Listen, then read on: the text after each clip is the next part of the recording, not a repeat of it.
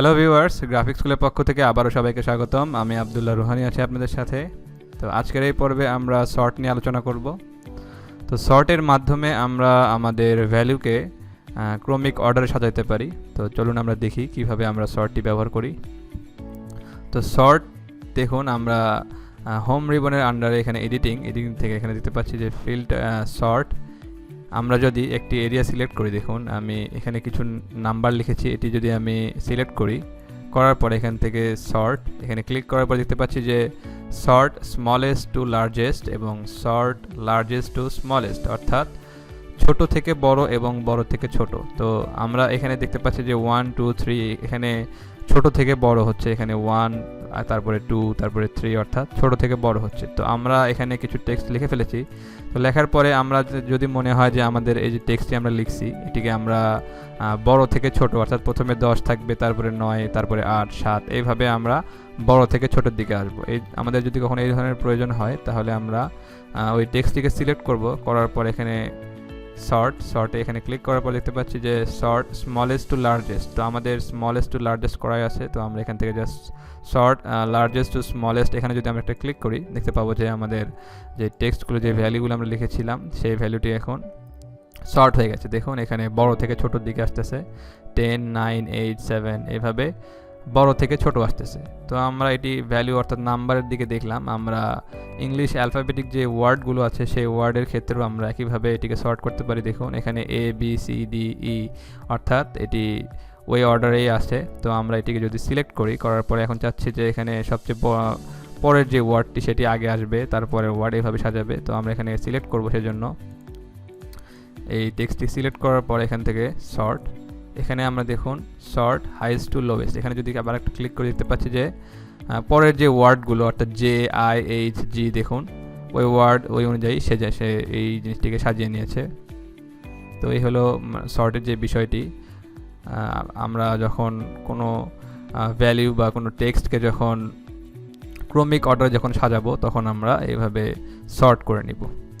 ধরুন আমি এখানে কিছু ভ্যালু লিখলাম, যেমন এখানে 250, এখানে 150, 350, 47, 58। ধরুন এখানে কিছু টাকার পরিমাণ আছে। তো আমরা চাচ্ছি যে যেই সর্বনিম্ন যে টাকাগুলো সেই টাকাগুলো থেকে মানে এই অর্ডারে আমরা সাজাবো, সেই জন্য আমরা কী করব, টেক্সটটি সিলেক্ট করার পর এখান থেকে যদি আমরা সর্ট থেকে এখানে স্মলেস্ট টু লার্জেস্ট এখানে একটা ক্লিক করি, দেখতে পাচ্ছি যে আমাদের সর্বনিম্ন যে টাকাগুলো সেই টাকাগুলো আগে চলে আসবে, এরপরে তারপরে এইভাবে সাজাবে। এরপরে আমাদের আবার যদি এটিকে যদি সিলেক্ট করি, আমরা সিলেক্ট করার পর এখান থেকে লার্জেস্ট টু স্মলেস্ট, অর্থাৎ সবচেয়ে বড় যেই হিসাবগুলো টাকাগুলো সেই টাকাগুলো আগে থাকবে আর সবচেয়ে কম যে টাকাগুলো সেগুলো নিচে থাকবে। এইভাবে আমরা এই সর্টটিকে ইউজ করতে পারি। তো আরেকটি পদ্ধতি আমরা সর্ট ইউজ করতে পারি। দেখুন আমি যদি এখানে কালার করি, কালারের মাধ্যমে আমরা সর্টটিকে ইউজ করতে পারি। যেমন আমি এখানে একটিকে ফরম্যাট কালার দিই, দেখুন এখান থেকে ফিল কালার, আমি এখান থেকে একটা কালার দিলাম। এরপরে মাঝে আমি আরেকটা কালার দিই, এখানে বেশ কিছু জায়গায় আমি হলুদ কালার দিচ্ছি। দেখুন আমাদের বোঝার সুবিধার্থে এখান থেকে আমি আবার এখান থেকে কালারটা দিলাম। দেওয়ার পরে এই দুটি কালার আমি একটু চেঞ্জ করে দিই। আমি এখান থেকে এই লাল কালার দিলাম, এখান থেকে আরেকটি কালার দেই। এখানে আমরা 2-3টা কালার ইউজ করলাম।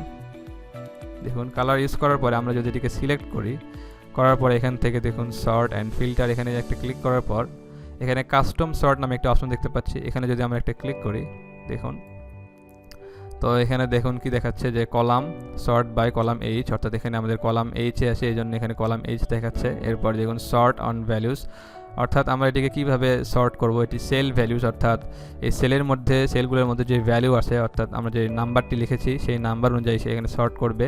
তো আমরা এটিকে পরিবর্তন করে দিব। দেওয়ার পরে দেখুন এখানে সেল কালার, আমরা সেলের মধ্যে যে কালারটি আছে সেই কালার অনুযায়ী এটিকে আমরা সর্ট করবো, জন্য আমরা সেল কালার সিলেক্ট করার পরে দেখুন এখানে অর্ডার চলে আসছে। আমরা এখানে ক্লিক করে আমরা হলুদ কালারটি যদি সিলেক্ট করে দিই, এভাবে দেখুন ক্লিক করার পর আমরা এই হলুদ কালারের যে এই সেলগুলো আমরা কোথায় নেব, অন টপ, অর্থাৎ একদম উপরের দিকে নেব না একদম বটমে নেব। আমরা চাচ্ছি যে হলুদ কালারের যে সেলগুলো আছে এই সেলগুলো একদম উপরের দিকে যাবে, সেই জন্য আমরা এটাকে অন টপ রাখবো। রাখার পরে যদি আমরা এখান থেকে ওকে করে দিই, আমরা দেখতে পাচ্ছি দেখুন যে আমাদের ইয়েলো কালারের যে সেলগুলো ছিল এখানে উল্টাপাল্টাভাবে সাজানো ছিল, এটি দেখুন যে আমরা যে সেলগুলো আমাদের ছিল সেই সেলগুলো এখন সে উপরের দিকে নিয়েছে, অর্থাৎ একটা স্পেসিফিক যে কালার আমরা সিলেক্ট করে দিয়েছি সেই কালারগুলো সে একদিকে সাজিয়ে নিয়েছে। তো এইভাবে আমরা আমাদের সর্ট ব্যবহার করে আমরা সেলগুলোকে এইভাবে সাজায় নিতে পারি আমাদের ইচ্ছা অনুযায়ী, ক্রমিক অর্ডার অনুযায়ী। তো আশা করি বিষয়টি সবাই বুঝতে পেরেছেন। তো আজকের পর্বে এতটুকুই, পরবর্তী পর্বে আবার দেখা হবে। ততক্ষণ সবাই ভালো থাকবেন, ধন্যবাদ।